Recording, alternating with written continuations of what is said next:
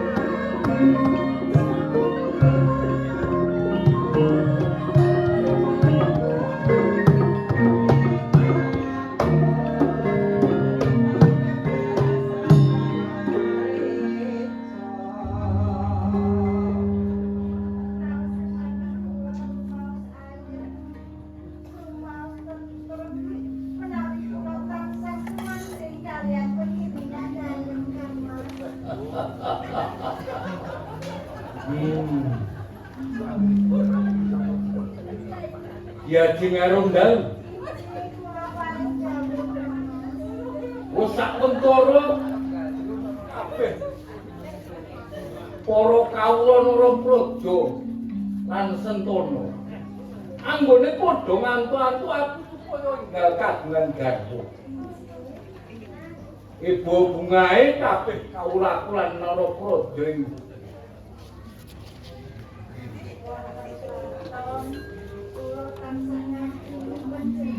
tenang.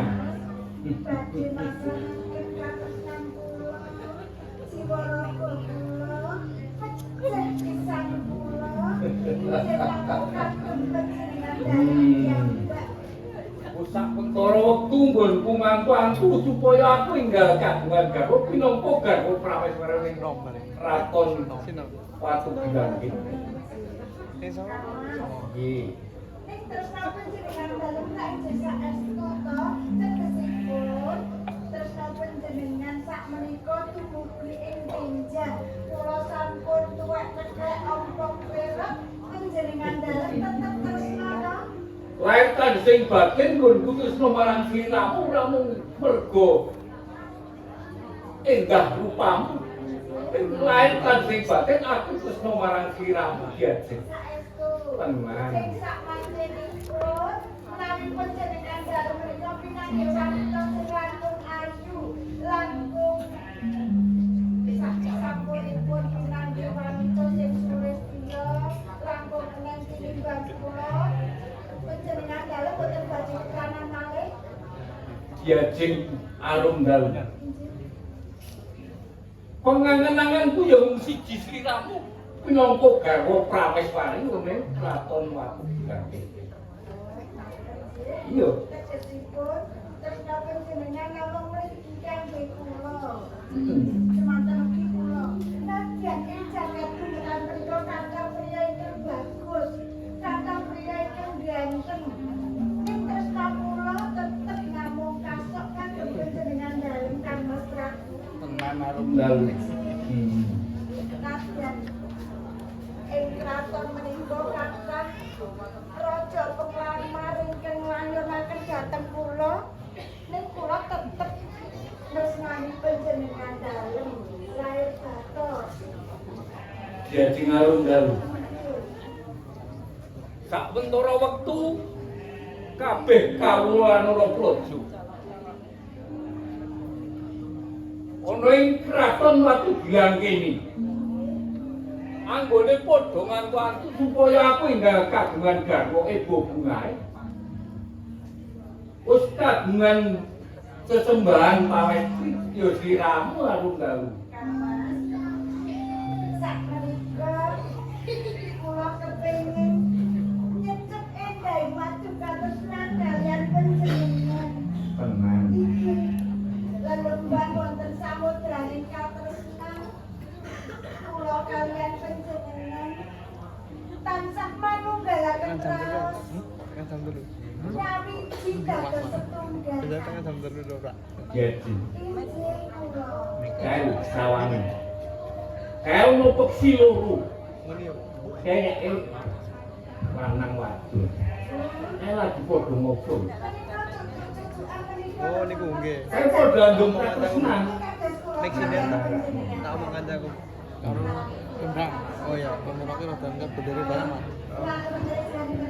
Kae. Sesekarang sakjroning taman sajakipun sami mesem guyu asem pambagya menawi kula tak kaliyan panjenengan dalem tansah saged ngaten. Iya jadi. Wong ayu pepujan mami. Nek sinen diandangin. Paringo Apa carane? Nek kene ta soto menyewa.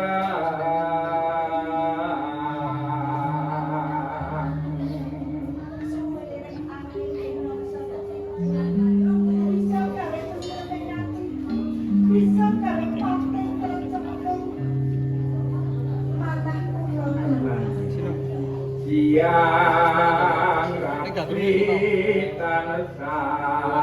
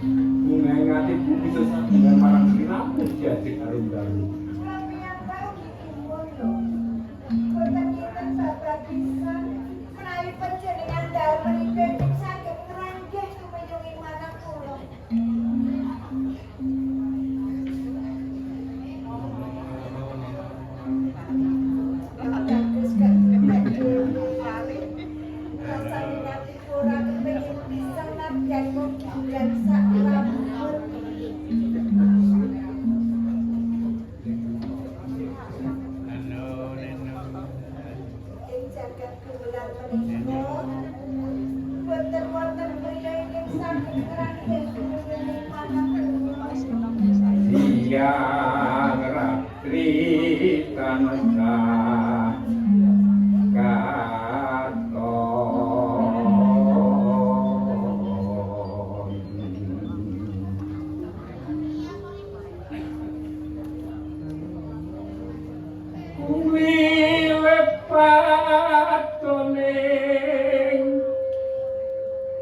netra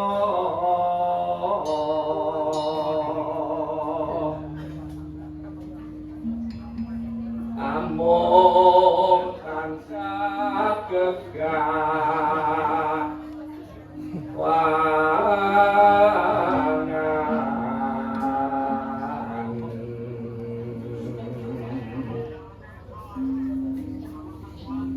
bisa gawe bingunging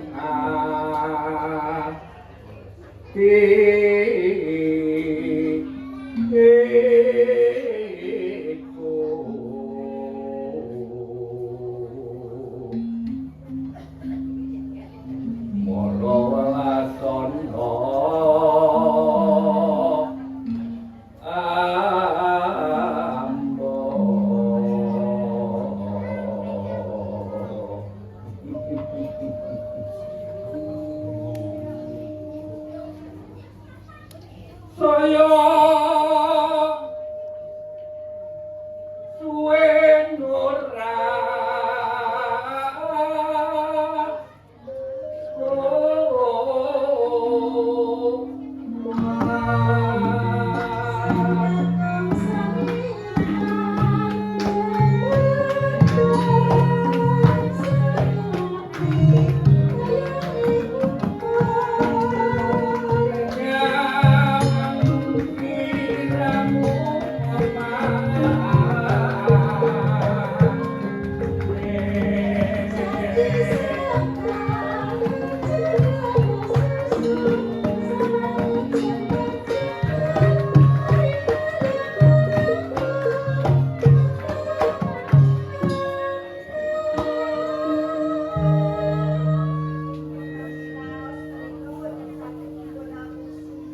tenang.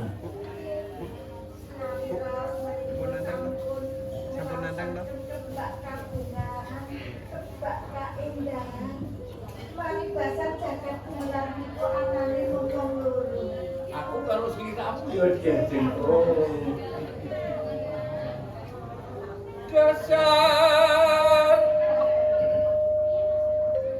rinenggaku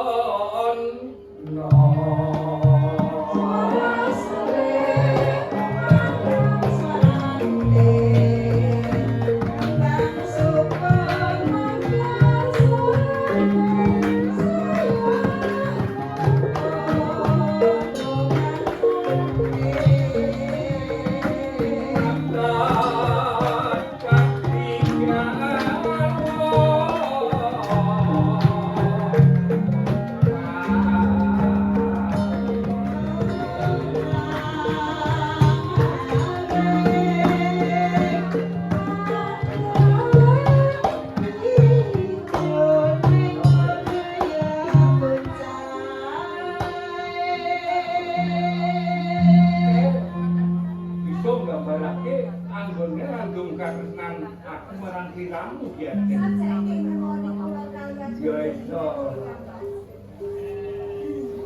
Wong ayu kinarya jaram.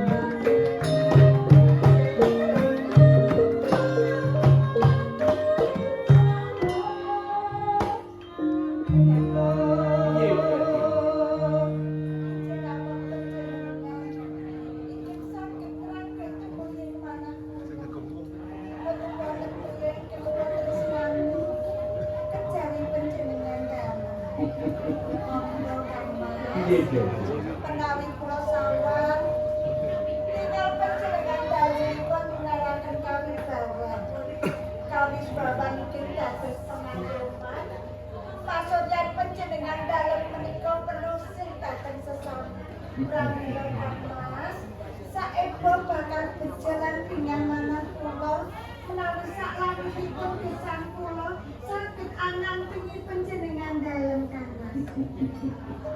Iya diajeng. Dadi ngene diajeng.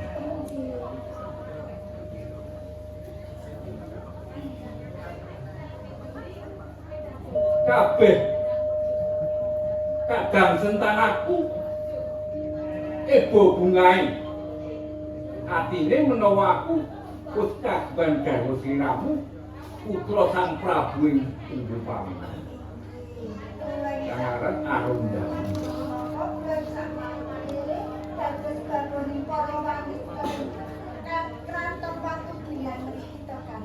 Iya. Kelapa muda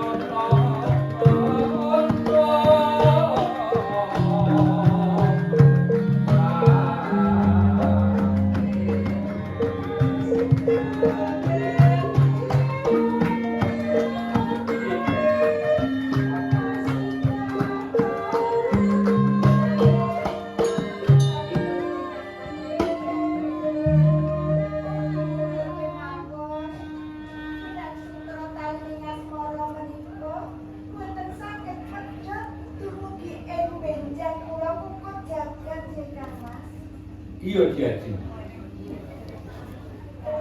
Iya diajeng.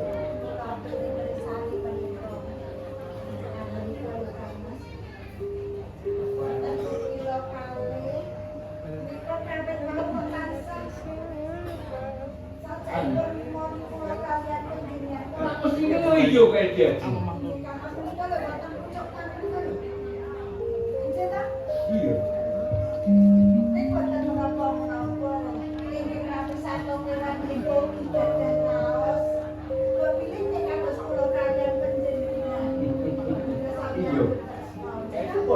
Padha karo awake dhewe nggone andung katresnan. Nora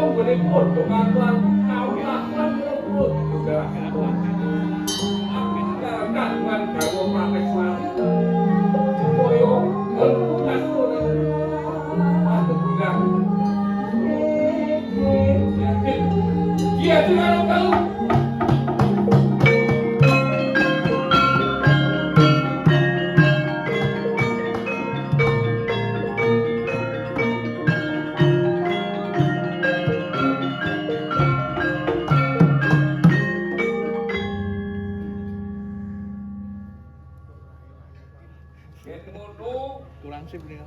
ketemu marang calon garwa warung dalu mumulai pangimpen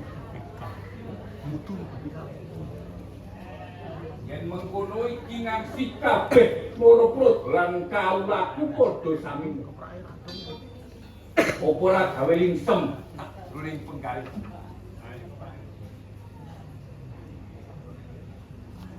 woi perjure woi tigo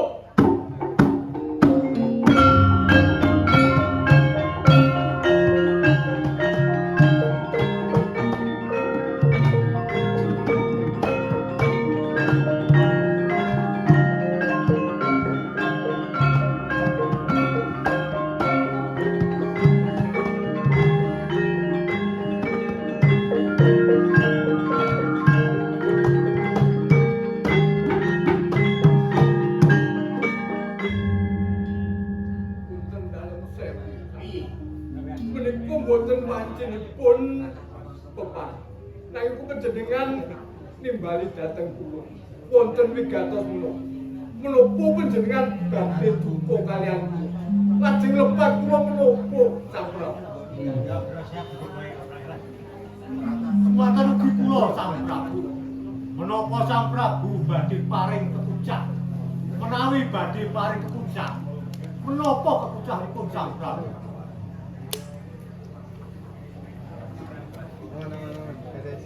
Kowe sak kloron kabeh ora ana sing kaya. Nggih. Kabeh ora nampa kegiatan. Ning ono perkara kang bakal tak pedharake marang kowe sak kloron. Lajeng perkawis menapa Sang Prabu? Dadya pangertimu. Sakwentara wektu aku rak nindro ning papan panindran aku kunjung beno. Beno dilageni calon sesembahmu putri ya garwaku Arunggalu. Mula kowe sak kloron tak gawuhi tak pasrahi njaga tentreming praja ing tunggul pawana. Mula kowe sak kloron aja padha dikangelan. Perkara kabeh sak isining kraton tak pasrahke kowe sak kloron. Iya, ngestoaken dawuh ta. Ngestoaken dawuh Sang Prabu. Aku bakal nglamar calon garwaku, calon sesembahmu. Diajeng Arunggalu. Mula aku ora bali oleh kraton Patugiran.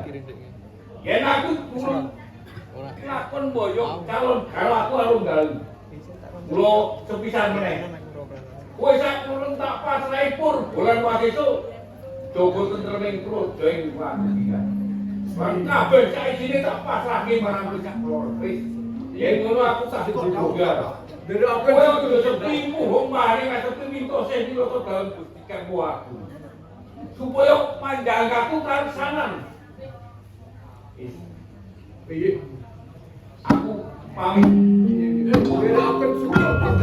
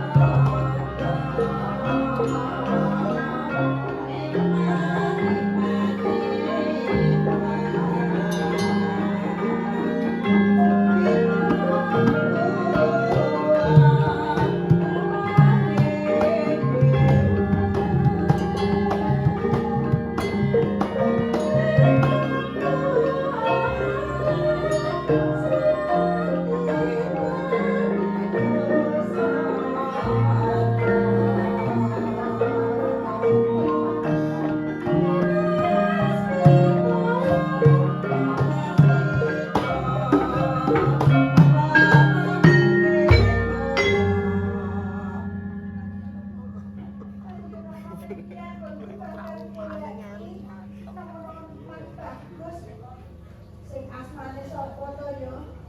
Ikan penapas. Iransip. Sampai siapa mimpi ketemu nomor bagus sing aran ikan penapas. Sampai dino mung tansah kempi-kempi. Mung tansah lam-lam. Jagatku melalui kanane mung ikan penapas karo Arunggalu. Liyane do kontrak kabeh.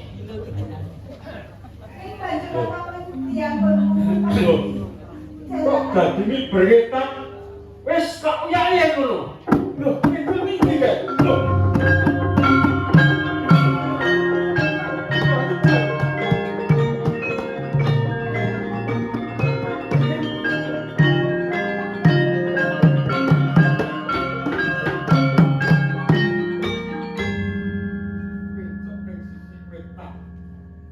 Ono kapang kan dhuwur banget. Padha wae nganggo keprak.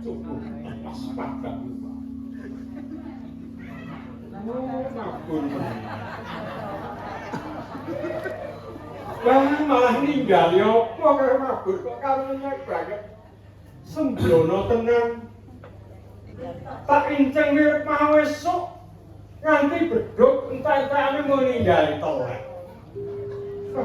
Kurang ajar tenan. Kali nginceng manuk to. Kita wis lho manuk wis golek manuk.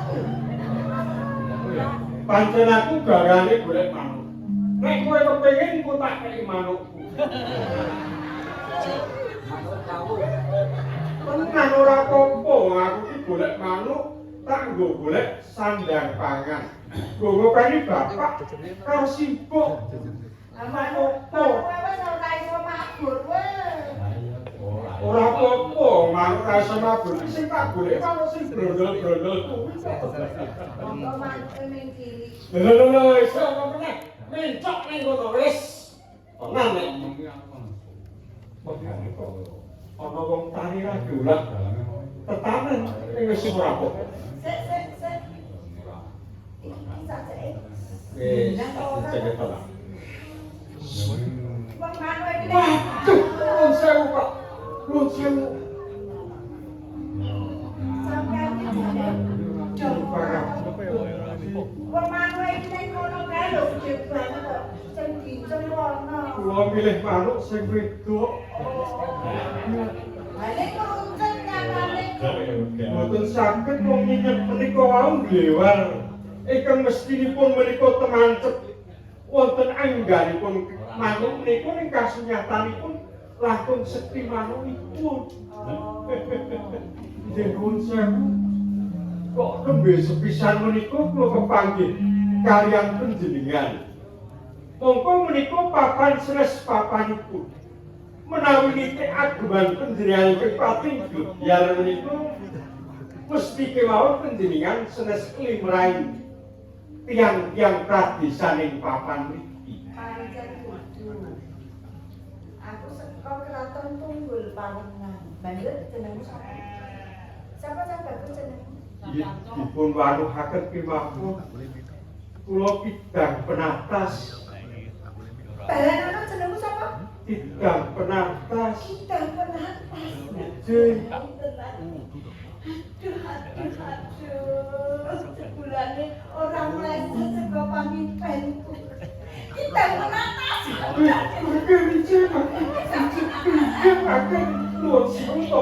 Dari Kidang Penatas.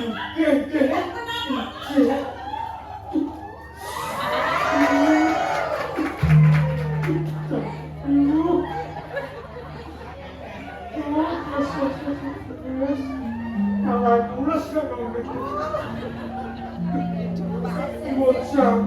Biar kula saking senenge atiku nganti aku lali sapa-sapa lali purwodo sina.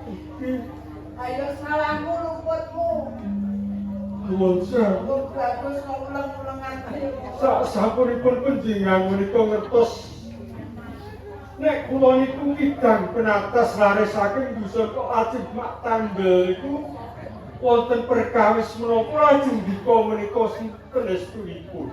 Kene tak kandhani. Nggih.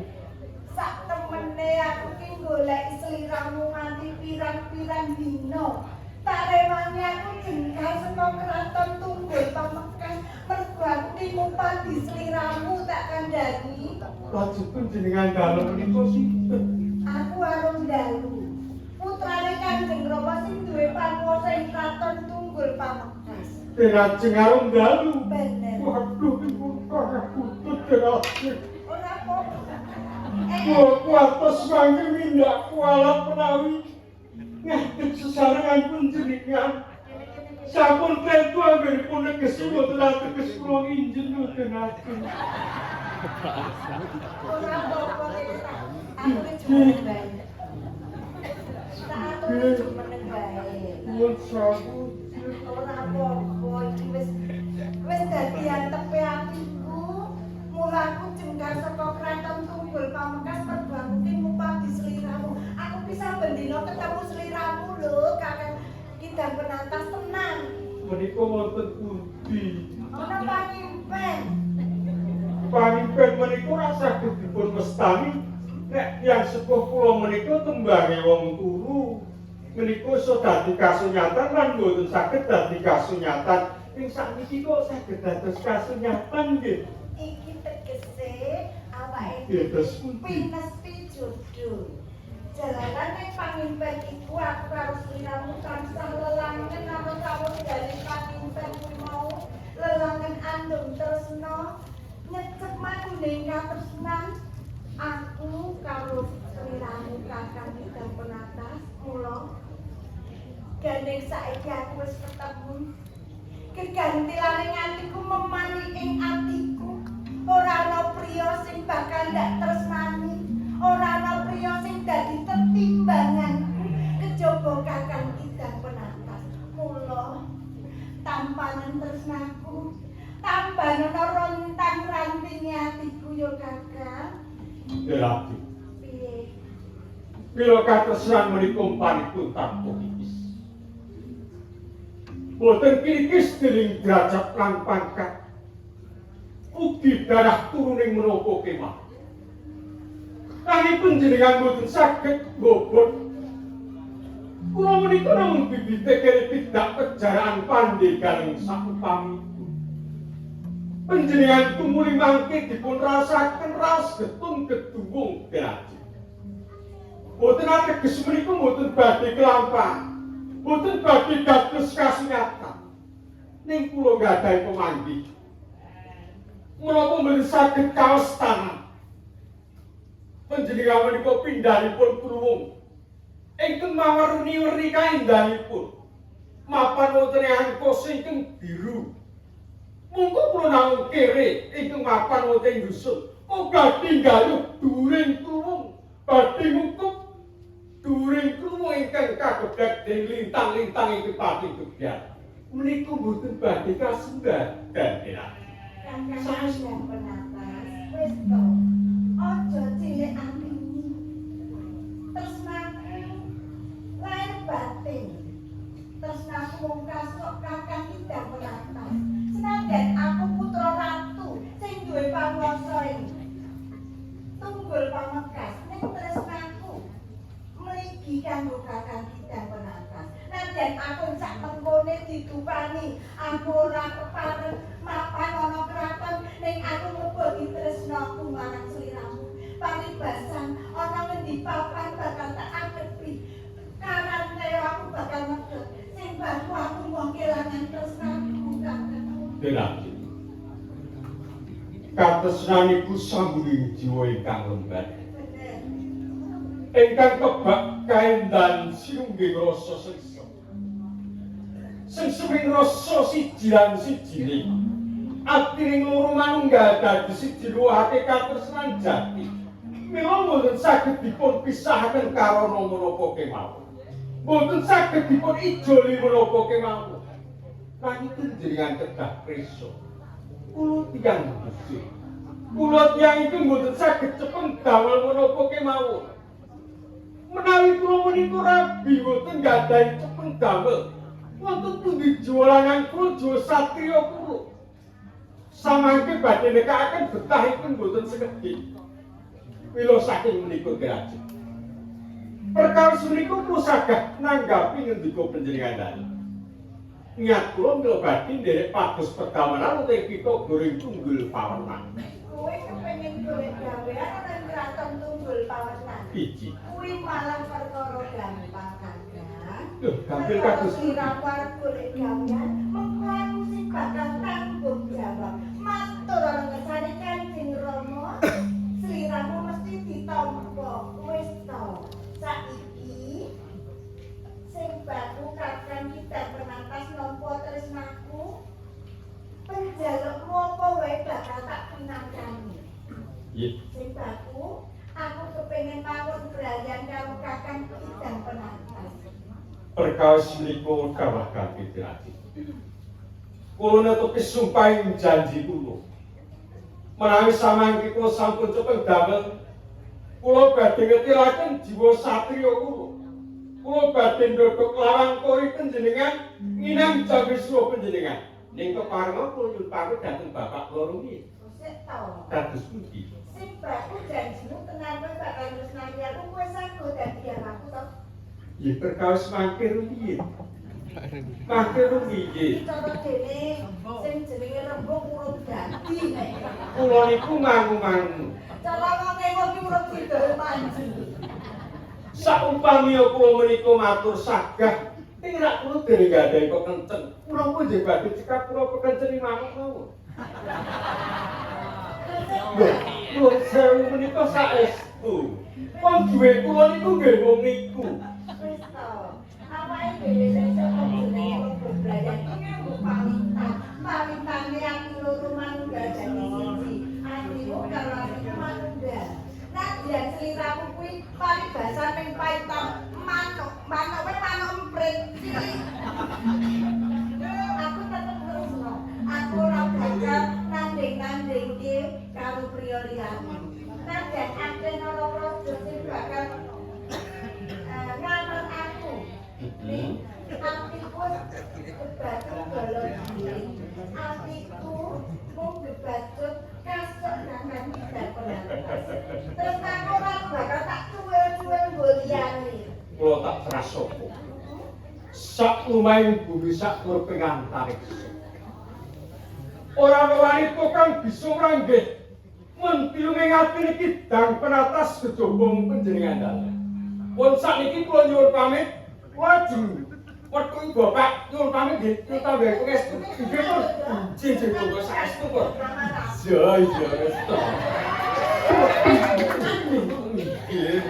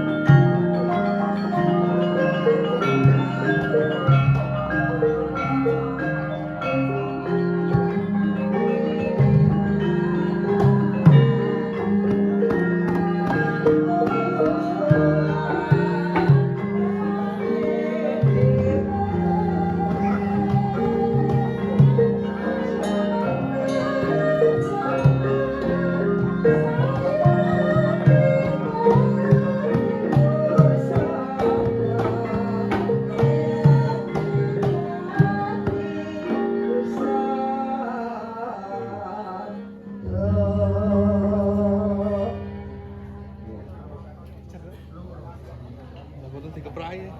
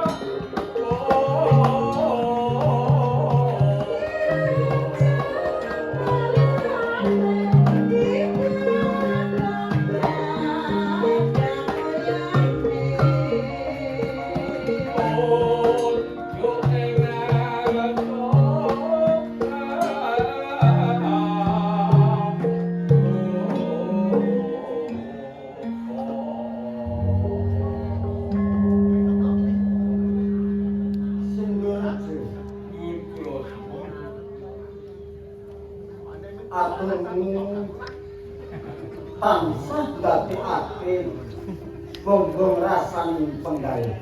Iya. Nanging apa ya pancen lahir tansing badi. Jalaran sliramu kuwi kandhak percaya. Pinangka Gonjoiras panembating projeng kraton Tunggul Paon. Iya, lepat nyuci pangapunten dalem sewu. Najan kados pundi, atur kula nika saestu. Menawi panjenengan dalem boten pitados, sumangga kula aturi wujud prisa dhateng para para negari taun. Menawi para kawula dalem menika sami saayek-saeka kapti. Jujur jumenengan dalem jumeneng napa kraton dalem. Kuwi tenang. Estu sih. Lahir batin. Iya, estu.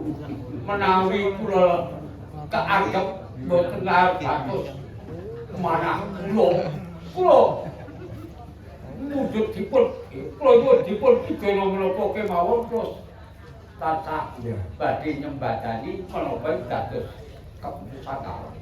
Iya sih. Pancen wong dadi panguwasa kuwi tanpa nak. Iya. Tegese aku kuwasa midana wong kang bener, uga aku kuwasa paring gandal wong kang mudhun. Iya. Kuwi mungkin kanasta panguwasa kuwi. Rene putraku Arundalu dina iki tak timbali ya ngadeg. Kaya ngono. Nggih tak kedawuh.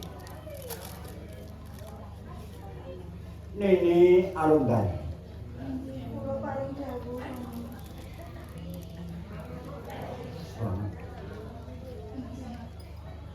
Angsal berkah pangestu dalem Rama, widodo lampah kuwi. Boten langkung sungkeming panabekti kula mugi kula tujuk Rama. Arundalu. Inggih kula. Saben-saben kowe matur ngersane Rama. Rasaning penggalih Rama kuwi banjur ora karu-karuan. Jalaran aku kelingan nalika semono. Kowe dilairke karo ibumu. Ibumu sedo kunduran. Nalika semono kowe tak kempet tak indik. Tak ban tak pekeh. Tak dulang kautaman tak dulang kepecikan. Saiki kowe wis akhir dewasa. Mung ning aku kala mangsa nitip prisa ning taman. Kejaba aku nitip prisa, aku tindak ana ing sakjroning taman. Isih nampa ature para banceti. Menawa kowe kala-kala ninggalke taman menyangen di Arundalu. Punten dalem sewu Rama. Kraton Tunggul Paon menika lak jembar. Iya. Bila kala-kala kula piniki bawah Rama. Oh.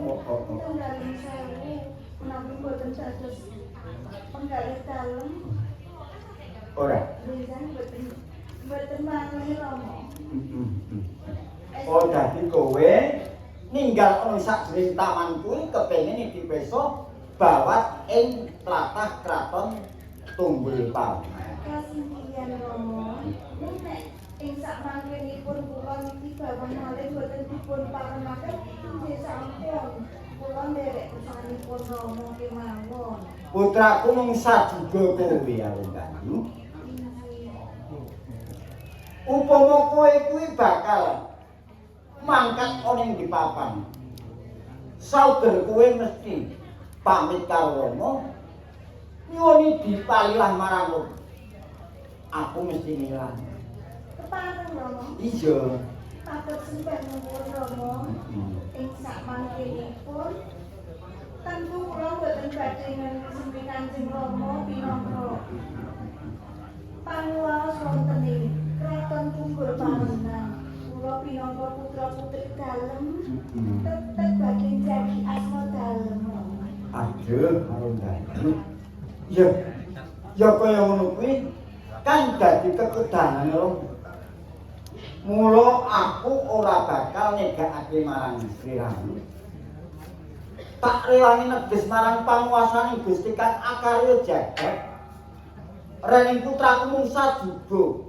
Muga-muga besok kowe bisa mikul dur mendendul marangku. Punten dalem sewu. Iya.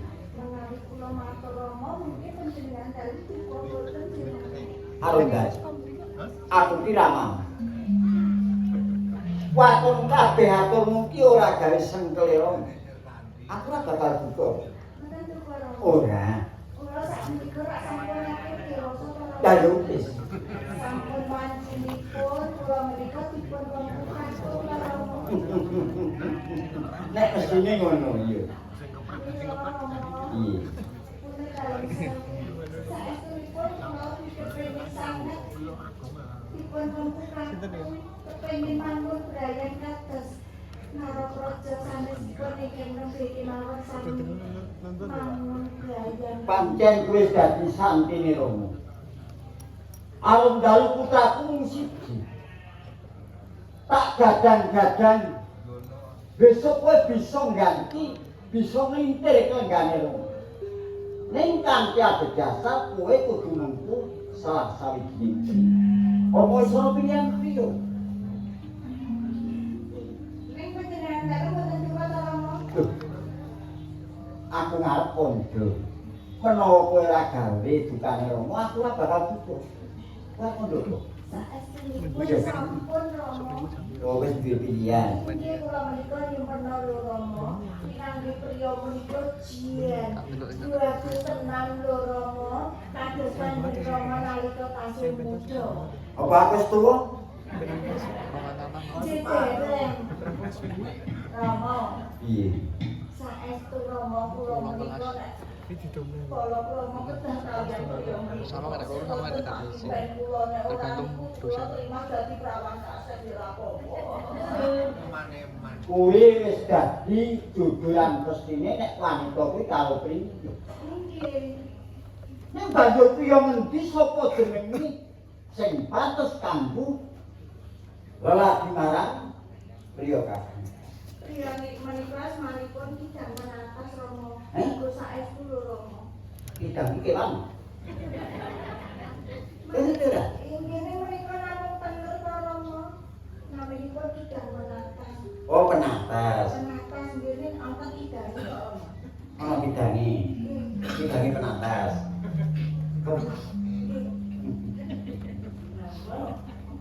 Pancen nek aku dulu kowe wis wancine winingku dening priya. Kuwi pancen Rama iki. Ning pangimpen kuwi dudu kasunyatan. Kasunyatan ngono mbutuhake panupaka jiwa ingkang lembut sarwa endah. Sakemah ati loro dadi siji ya lho. Wah, panitia nih. Pangun gaya kalian priya ingkang wonten pamimpin kula Lebih panitia. menika Kidang Menatas buatku sanget lho Rama. Kirana sandel nek ora Kidang Menatas kula trima mboten. Tekono wak empate. Ngerjo, Dhuwur kula sik. arung dalu mimpi. Iya. Mimpi iki kowe dong ora? Mimpi iki ana pirang perkara bisa Bisa. menawi apa? Wong tiang mimpi menika wonten tigang perkawis. Apa Iya, wae? Ikondayani puspa tajem dipun putra dalem sewu. Werdine Werdinipun titiyani menika tiang ingkang sari tasih soter. Lajeng lam-laman dhateng salah satu ring priya. Ingkang Gondayani menika wau dibanti mawon lelegang wonten tawon wonten Satya Bagus. Lah dipun penggalih kantos dumugi dipun beto widi. Wonten dalem sewu nanging dipun menawi Gondayani menika wis pos lajeng menika putra dalem sewu menika pancen papasinipun Gusti Kang Walasa. Mergi menika pinaka dawuh dalem Gusti. Nadyan kanthi lalapan mimpi menika saged Kasembatan putra dalem sewu sih. Nek sing Puspa Tajem